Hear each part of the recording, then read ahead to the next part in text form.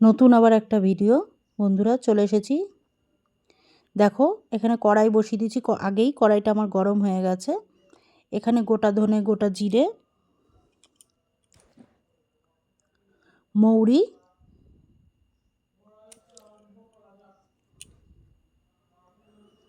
গোলমরিচ,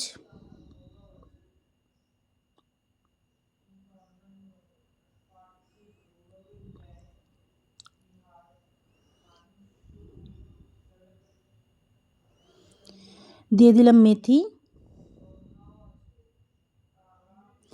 সব মশলাগুলো এবার ভালো করে শুকনো কড়াইতে টেলে নেব। মা অন্নপূর্ণা রান্নাঘরে সবাইকে ওয়েলকাম জানিয়ে আবার নতুন একটা ভিডিও শুরু করছি। এবার এই মশলাটা ভালো করে গরম করতে হবে, মানে একটা ভাজার যে সেন্ট বেরোবে, যেরকম আচার টাচারের সময় আমরা করি। তো সঙ্গে থাকো, আজকে রেসিপিটা খুব ভালো লাগবে। সঙ্গে না থাকলে বুঝতে পারবে না আমি কোনটার পর কোনটা মশলা, কোন মশলাটা ব্যবহার করেছি, কিভাবে করেছি। স্কিপ করে চলে গেলে কিছুই বুঝতে পারবে না, তাহলে জিনিসটা ভালো হবে না। তো দেখো আমার মশলাগুলো গরম করে আমি নামিয়ে এমনকি গুঁড়ো করা হয়ে গেছে। এখানে আচারি লঙ্কার জন্য দেখো আমি লঙ্কাগুলোকে মাঝখান দিয়ে কেটে নিয়ে মশলাটা ভরে নিচ্ছি। এখানে এই লঙ্কা দেখে কিন্তু ভেবো না আমি লঙ্কার আচার করছি, ওই জন্য বললাম পুরো দেখতে পাবে, একটু সঙ্গে থাকো, ভিডিওটা পুরোটা দেখতে পাবে। সব মশলাগুলোই একইভাবে আমি ভরে নেব।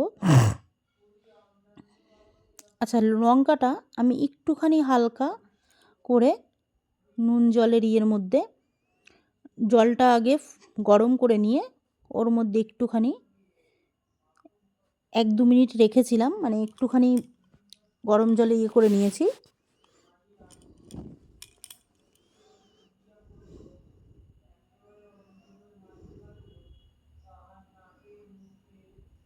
তারপরে লঙ্কাগুলোর মধ্যে ভালো করে শুকনো করে মুছে তুলে নিয়ে করে একটু হালকা তেল মাখিয়ে নিয়েছিলাম। এবার এর মধ্যে মশলাটা ভালো করে ভরে নিচ্ছি। দুর্দান্ত টেস্টি একটা রান্না, খুব ভালো হয়েছিল খেতে। একটু সঙ্গে থাকো, তাহলে দেখতে পারবে। হয়তো বিশাল আহামরি না, কিন্তু আবার অনেকেই হয়তো করনি, আবার অনেকেই করেছো, কিন্তু একবার প্রসেসগুলো ফলো করো, তাহলে বুঝতে পারবে আমি কি করছি। তো দেখো আলু কেটে নিয়েছি, এখানে আলুগুলো আমি ডুমো ডুমো করে, এবার আলুগুলো আমি একটু ভালো করে ভেজে নেব।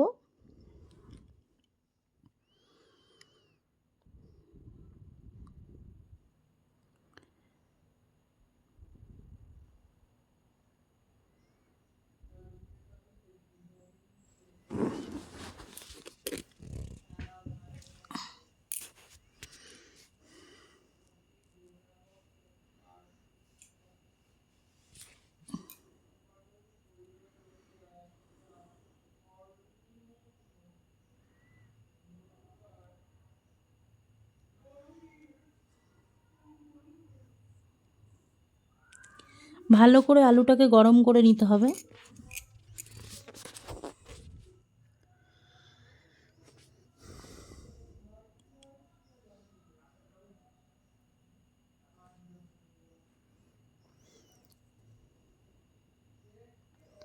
আলুটাকে মোটামুটি দেখো আমার ভাজা হয়ে গেছে।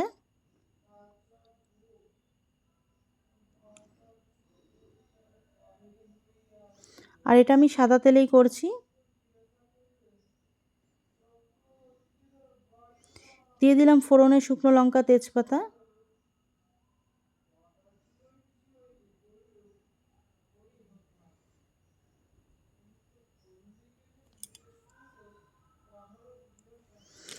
এটার মধ্যে শুধু একটাই দেখাচ্ছি, আর একটা আমি পরের ভিডিওতে দেখাবো, কারণ না হলে ভিডিওটা অনেকটা বড় হয়ে যাবে।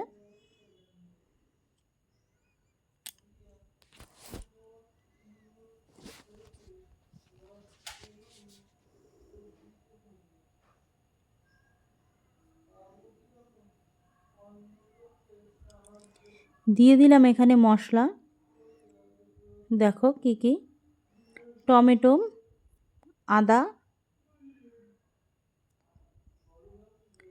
আর দিয়ে দিলাম এখানে জিরে, ধনে, শুকনো লঙ্কা আর দই একসঙ্গে।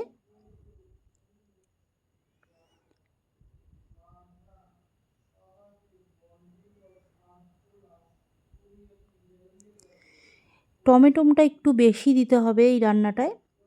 এখানে আমি 4টে টমেটোকে একসঙ্গে পেস্ট করে নিয়েছিলাম, সেই টমেটোটা আমি দিয়ে দিলাম। প্রথমে অর্ধেকটা দিয়েছি, পরে অর্ধেকটা দিলাম। নুন আর হলুদ পরিমাণ মতো দিয়ে দিয়েছি। লঙ্কাটাও টমেটোর সঙ্গে আমি পেস্ট করে দিয়ে দিয়েছিলাম, কাঁচা লঙ্কা দিয়েছি। আর জিরে ধনের সাথে একটু পাকা লঙ্কা দিয়ে মানে শুকনো লঙ্কা ব্যবহার করেছি। দেখতে পাচ্ছ, দেখো কালারটা। মশলা থেকে তেল ছাড়া শুরু হয়ে যাওয়ার পর তখন আলুটা দিয়ে দেবে। আলুটা দিয়ে আবারও ভালো করে কষিয়ে নেব। আমি এখানে কিন্তু গুঁড়ো লঙ্কা এখনও ব্যবহার করিনি, কারণ যেহেতু শুকনো লঙ্কা দিয়ে দিয়েছি। আর টমেটোর সঙ্গে আমি দিয়েছি কাঁচা লঙ্কা, কিন্তু পরিমাণে কম দিয়েছি, 2টো দিয়েছি। কারণ যেহেতু এই রান্নাটা লঙ্কা দিয়েই হবে, সেই জন্য একটু কম দিয়েছি। কিন্তু ওই লঙ্কাগুলোতে তো খুব বিশাল ঝাল থাকে না, সেই কারণে। কিন্তু ওই লঙ্কার থেকে আমি কিছুটা দানা ফেলে দিয়েছি, ওই যে নুন জলে যখন করেছি। এত টেস্টি হয়েছে এই রান্নাটা, সত্যি দুর্ধর্ষ লেগেছে খেতে। এবার ভালো করে আমার কষানো হয়ে গেছে, এবার ঝোল দিয়ে দেবো।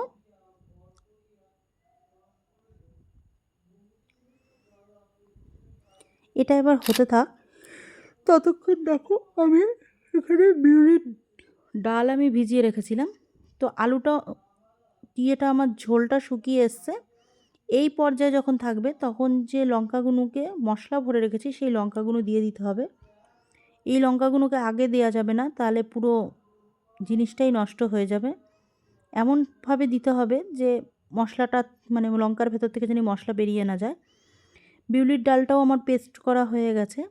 আজকে আমি বানাবো রাধা পল্লবী আর আচারি আলুর দম, সেটা তো তোমরা দেখতেই পাচ্ছ। তো রাধা পল্লবীর জন্য আমি বিউলির ডাল ভিজিয়ে রেখেছিলাম, তো সেটা আমি করে নিচ্ছি। পেস্ট করা হয়ে গেছে, ওটা পরের ভিডিওতে দেখতে পাবে তোমরা।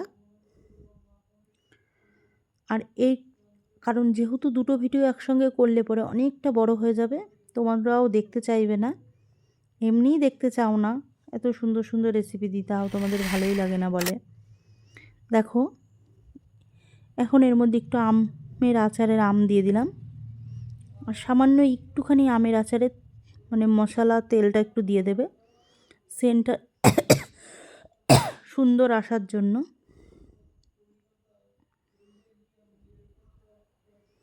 এটা কিন্তু একটু ঝোলটা টানবে,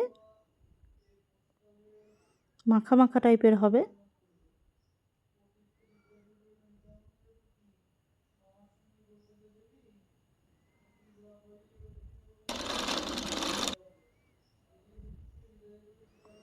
এবার দিয়ে দেবো এর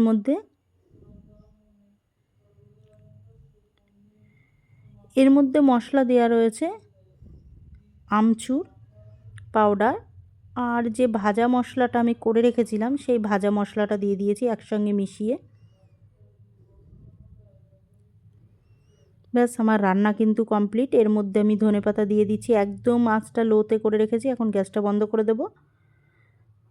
দেখো ঝোল কিন্তু আরও শুকিয়ে গেছে, কারণ এই রান্নাটা গা মাখা হলেই বেশি ভালো লাগবে টেস্ট। আমার আচারি আলুর দম কমপ্লিট একদম। আর এটাতে একটু তেলের পরিমাণটা দেখতে পাচ্ছ বেশি বেশি লাগবে। আমার গ্যাস বন্ধ করে দিয়েছি, আচারি আলুর দম কমপ্লিট।